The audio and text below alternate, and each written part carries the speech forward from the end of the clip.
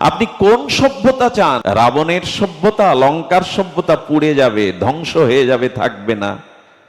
অভিমান ভোগ বিলাসের দ্বারা যদি গড়তে থাকেন লঙ্কার রাজত্ব, ধ্বংস হয়ে যাবে। কিন্তু অযোধ্যার মাটিকে আজকে সকলে প্রণাম করছে, অযোধ্যার মাটিকে মহাধাম তীর্থ ভেবে সেখানে মানুষ তার কল্যাণ, তার মঙ্গল, তার জীবনের পারমার্থিক কল্যাণের জন্য সেই ধুলাকে মাথায় নিচ্ছে, অঙ্গে পড়ছে। এজন্য নিবেদন করব যেন আমরা লঙ্কার বিকাশ না চাই, অযোধ্যার বিকাশ চাই, যেখানে ত্যাগ আছে, বৈরাগ্য আছে, ধর্ম আছে।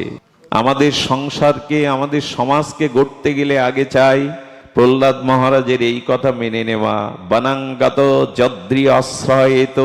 মাঝে মাঝে ভগবত চিন্তা, আত্মচিন্তার জন্য একটু একাকী হও। আমরা যে গৃহে বসবাস করি, এটাকে প্রহ্লাদ মহারাজের মতো ভক্তকুল চূড়ামণি শ্রেষ্ঠ অনুভবী বলছেন এটা অন্ধ মৃত্যুকূপ। গৃহ অন্ধ মৃত্যুকূপ। ধ্রুব সত্য হলো যে গৃহে বাস করছি, এই গৃহে আমার পূর্বে পূর্বপুরুষগণ এই ভিটেতে, এই মাটিতে বাস করেছেন, তারা আজ কেউ নাই। ওই অন্ধ গৃহ মৃত্যুকূপে সকলে কালের দ্বারা পতিত হয়েছে, গ্রাস হয়েছে, মৃত্যু তাদের গ্রাস করেছে। আবার আমি বাস করছি, আমাকেও মৃত্যুকাল এই অন্ধ গৃহকূপ গ্রাস করবে। আমার পরবর্তীতে যারা পরবর্তী বংশধর আসবে, তারাও এই মৃত্যুকূপে, এখানে সকলকে মরতে হবে। গৃহ অন্ধ মৃত্যুকূপ শব্দটা দিয়েছেন অন্ধ। অন্ধ এই জন্য, অন্ধকারের ধর্ম হলো বস্তুকে আবৃত করা, ঢেকে দেওয়া। আমরা অজ্ঞানতায়, বিষয় ভোগ বাসনায়, আমাদের মোহ দ্বারা আমরা এই অন্ধ মৃত্যুকূপ থেকে উত্তরণের চেষ্টা পাচ্ছি না। এখানে বলছেন যে দেখুন কেন তিনি বললেন, গৃহের অপর লোকের সাথে কর্তব্য করো, দায়িত্ব পালন করো, কিন্তু সংসারে কোনো প্রাণীর সাথে মন দিতে যেও না, ভালোবাসাটা, প্রেমটা পুরোপুরি দিতে যেও না। স্ত্রী পুত্র কুটুম্ব সজ্জন সমাজ জাতি রাষ্ট্র সকলের প্রতি তোমার দায়িত্ব আছে, কর্তব্য আছে, কিন্তু ভালোবাসা, হৃদয়ের যে অনুরাগ, এটা যাকে তাকে দিও না। এটা যাকে তাকে দিলেই বড় ভুল হয়ে যাবে। ভুল তো হয়েই গেছে। ভালোবাসা যেখানে দিতে হয়, অনুরাগ প্রীতি যেখানে নিয়োগ দিতে হয়, সেখানে দেয়নি। এই কথাগুলি প্রহ্লাদ মহারাজের অনুভূতির রাজ্যের কথা। আমার মতো সাধারণ বিষয় মাদিস জীব ঠিক ধরতে পারবে না, বুঝতে পারে, কারণ আমরা মাতামাতি করছি তো এই সংসার নিয়ে, গৃহ নিয়ে, ভোগ সুখ নিয়েই, নিজ পরিজন নিয়েই। কিন্তু উনি বলছেন অন্ধ মৃত্যুকূপ, এখানে যারা এসেছে মৃত্যুতে কবলিত হতে হয়েছে। এবং এটা বললেন খুব স্বার্থের জায়গা। এটা আমরা বুঝি, নিজজন যখন স্বার্থের আঘাত হানে তখন বুঝি সংসারটা কত স্বার্থের। এখানে যখন আপনি অপারগ হয়ে যাবেন, যখন অন্যের সুখের আর কারণ না হবেন, অন্যকে কিছু দেওয়ার না থাকবে, তখন বুঝতে পারবেন সংসার বড় স্বার্থের। এই জন্য মোহ অন্ধ দৃষ্টি আমার মতো মাদিস ভজনহীন ব্যক্তি এই উপলব্ধি করতে পারে না। স্ত্রী সুখ প্রদান করে, তাই স্বামী তার সঙ্গে প্রীতি বা ভালোবাসা প্রকাশ করে। স্ত্রী স্বামীকে সুখ প্রদান করে, তাই সেখানে ভালোবাসা প্রীতি প্রকাশ করে। যে স্ত্রী দুঃখ প্রদান করে, তার সঙ্গে স্বামী কখনো মনের অনুরাগ প্রকাশ করতে পারে না। তার মানে কি দাঁড়ালো? তুমি আমাকে সুখ দেবে, প্রীতি দেবে, ভালোবাসা দেবে, বিনিময়ে আমিও সেটা দেব। তুমি দেবে না তো তোমার প্রয়োজন নাই। এরই নাম তো সংসার, এরই নাম সংসার। স্ত্রী যদি দুরারোগ্য অসুখ হয়, অনেক অর্থ ব্যয় হয়, কয়েক বছর তার সেবা করেও সুস্থ না হয়, সত্যবাদী যুবক তখন তাকে বিদায় দেওয়ার জন্য ব্যস্ত হয়ে নতুন আর একজনের হাত ধোয়ার কল্পনা করে। এরই নাম জগৎ। মুখে বললে হবে তুমি আমার, আমি তোমার, মরণ আসলেও তোমাকে যেতে দেব না, একসাথে মরবো, এসব সব নাটকের কথা, উপন্যাসের কথা।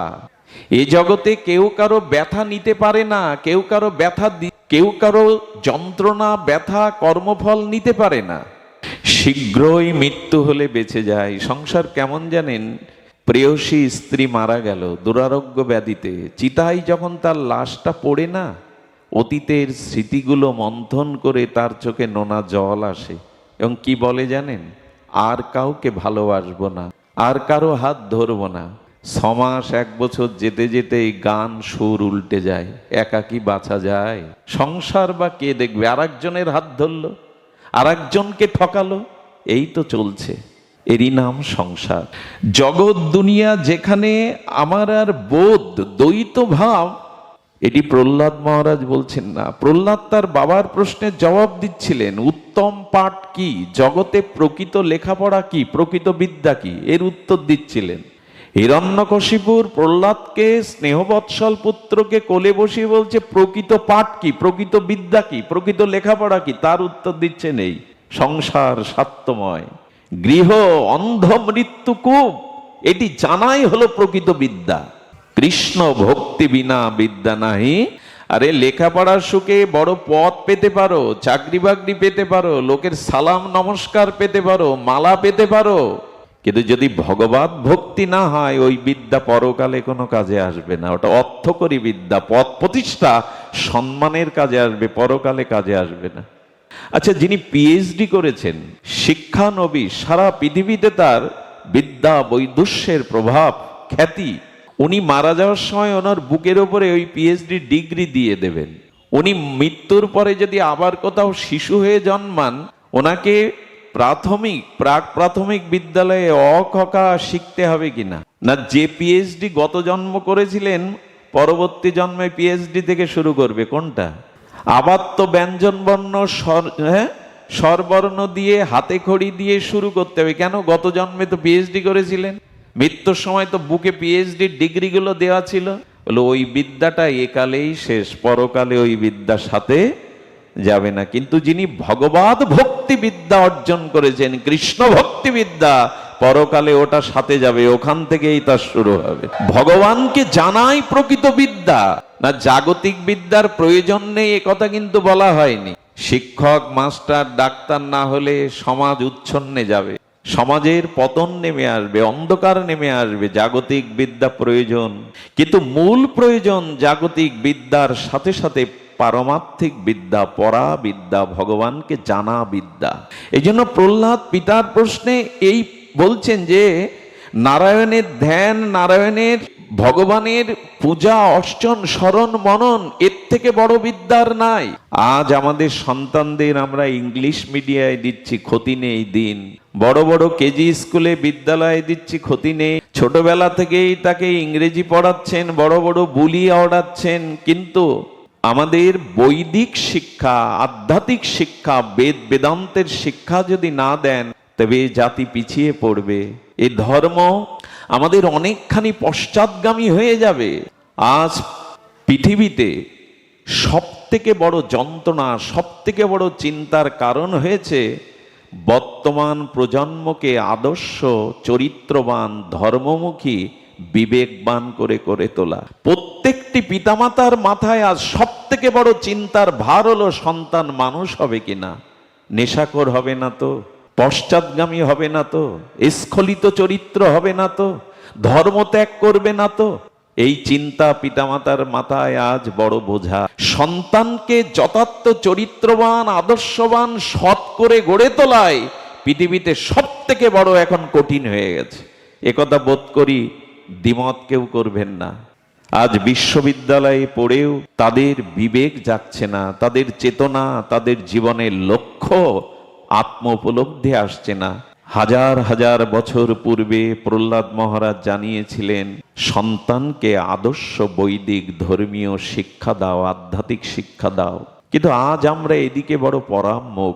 আজ আমরা বড় বেশি পাশ্চাত্য বা জাগতিক শিক্ষাকে দিয়ে তাকে বড় চাকরি বাকরি, ডাক্তার হোক ক্ষতি নেই, মাস্টার হোক ক্ষতি নেই, প্রফেসর হোক ক্ষতি নেই, কিন্তু সৎ ডাক্তার হবে তো, সৎ মাস্টার হবে তো। এখানে সৎটা জুড়ে দিতে হবে। যদি সৎ না হয়, সে যেমন নিজের জীবনকে ধ্বংস করবে, অন্যের জীবনও ধ্বংস করে বসবে। ডাক্তার হোক কিন্তু সৎ ডাক্তার হোক, শিক্ষক হোক কিন্তু আদর্শ শিক্ষক হোক। সেই আদর্শ সৎ, এটি কিসের মাধ্যমে আসে? প্রহ্লাদজি কত সুন্দর কথা বলেছেন। তিনি বারবার বলছেন, বনাঙ্গত যদ্ধার ইয়াৎসয়েদ, বনে গমন করে শ্রীহরির আশ্রয় গ্রহণ করতে হবে। এখানে বন বলতে আমি আপনাদের বৃন্দাবনে যেতে বলছি না, সবসময় সুন্দরবনেও যেতে বলছি না। বন মানে মাঝে মাঝে নিজেকে একটু এই সংসারের কোলাহল থেকে, চাওয়া পাওয়া বাসনার ভিড় থেকে মাঝে মাঝে একটু জপ ধ্যান করে একাকী বসবেন।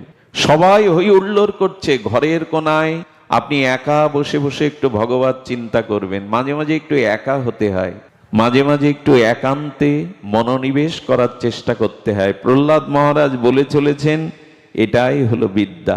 আমি আপনাদের একটা কথা বলি, আমরা এখন বিকাশ চাইছি, এই শব্দটা বহুল প্রচলিত। কি বললাম? অর্থনৈতিক বিকাশ, রাষ্ট্রীয় বিকাশ, সামাজিক বিকাশ চাইছি কিনা? বিকাশ মানে উত্তর উত্তর ক্রম যাতে উন্নতি হয়।